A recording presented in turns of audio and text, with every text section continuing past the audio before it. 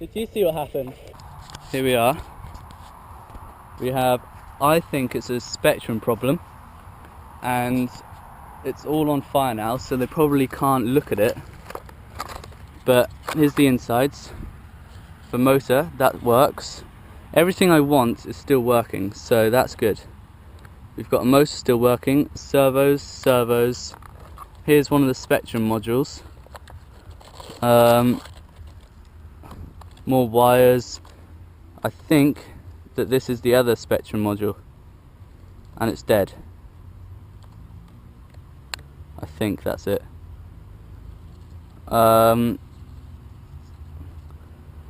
That's alright. So, what you're looking at now is a picture of the Skywalker.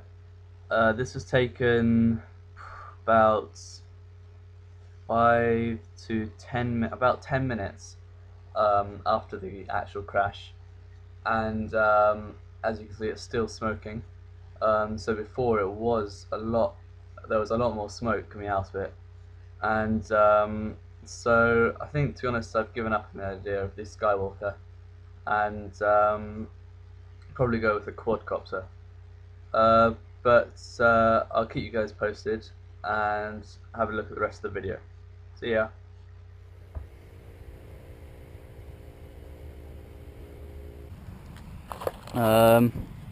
More stuff in here. Where's the end of this? Ah, here's the spectrum module, hiding in there.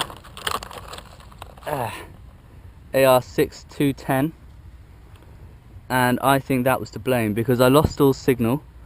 I couldn't control it. We still had the video, and I think that was the problem. So I'll speak to them now, see what they can do, and we'll have a look at it later. But it was smouldering quite hard, and that was quite a worry because there were a couple of people around. So yeah.